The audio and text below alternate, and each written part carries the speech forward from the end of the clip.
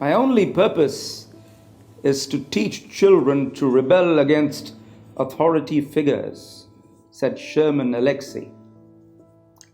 Authority and respect are earned. They cannot be demanded. And when it's demanded, you have a right to stand up against it. And so, once upon a time.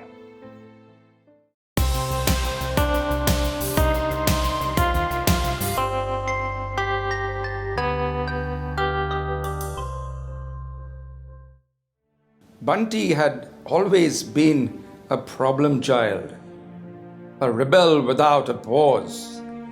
All he had to do was meet authority, and it would be fireworks. Very often it seemed like he went looking for authority just so that he could rebel against it. Compulsive rule breaker. Sharda had enough trouble keeping a large household together, and Bunty problems, as everyone in the house called them, were getting just too nerve-wracking for her to handle. Bunty was the youngest of her three sons, Akhil and Amar. They were both married to lovely girls, but Bunty, he remained obdurate in his views about marriage. He called it an outdated institution and a bloody waste of time. Sharda's husband had died, leaving her alone with three sons when Sharda was still a young woman. But she was indefatigable in her mission as a mother who wanted to give her sons the best. It was Sharda's belief, a belief in her God, that had seen her through those trying years and aided her in her mission. So when Bunty insulted her belief in her God, she decided enough was enough. An intervention was needed. A family meeting had to be called. Bunty had been a veteran of many family interventions. Not many things really worried him. You really hurt the Panditji. Akhil fired the first opening salvo after dinner on Saturday. The two brothers, their wives, and Sharda had accosted Bunty. He had to answer for his behavior. What did I do? Bunty was almost dismissive in his demeanor. You knew there was a puja in the house, and yet you stayed in your room all day, not venturing out even for the aarti. And when Ma asked you to take the Panditji's blessings, you shrugged and walked away. That's no way to behave, scolded Amar. I don't believe in puja, Bunty shot back. Why? Why must you be so troublesome? Why can you not follow tradition? Sharda exclaimed woefully. Call it nonsense. Bunty kept his calm, refusing to get drawn into the game. Do you not believe in God? His mother asked him. I do, but not in puja, Bunty retorted. There was no point in arguing with the boy, and the family came to that decision much sooner than Bunty had anticipated.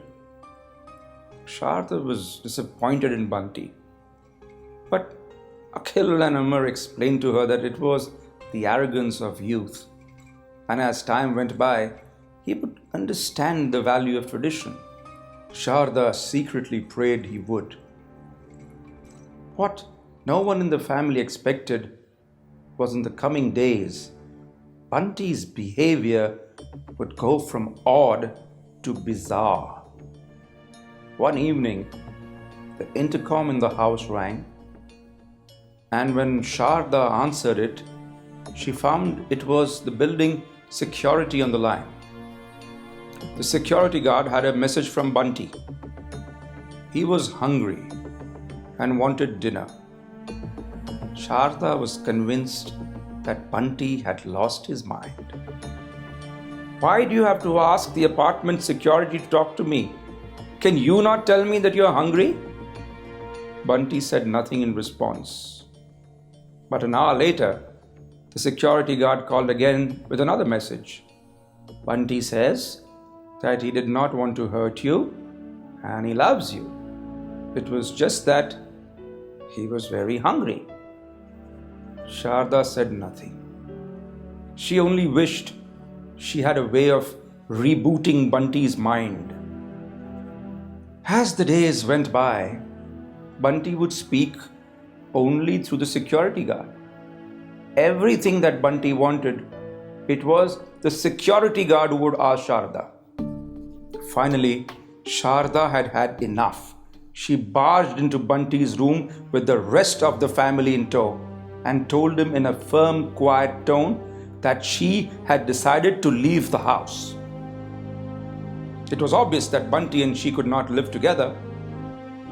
Her sister had been asking for her to move in for the longest time, and Sharda had decided to take the offer. Enough. Bunty smiled at his mother, and then he walked up to her and gave her a tight hug. Now you know how God feels, Mom, he said lovingly.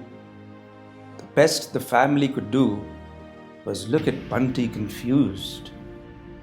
Like, I love God, I love you. You have suffered endlessly to bring us up. You are my hero.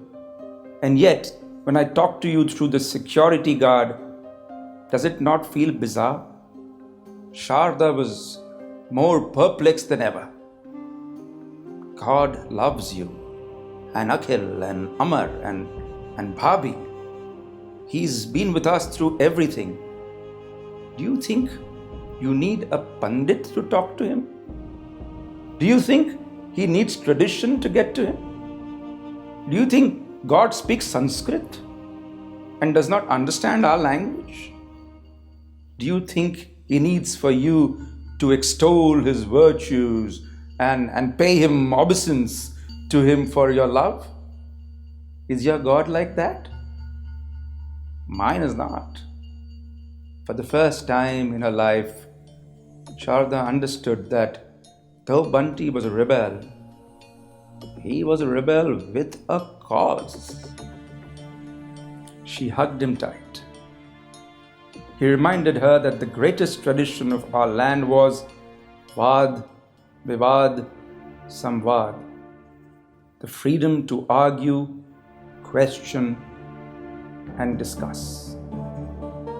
She thanked God for him, and this time spoke to God without an interpreter.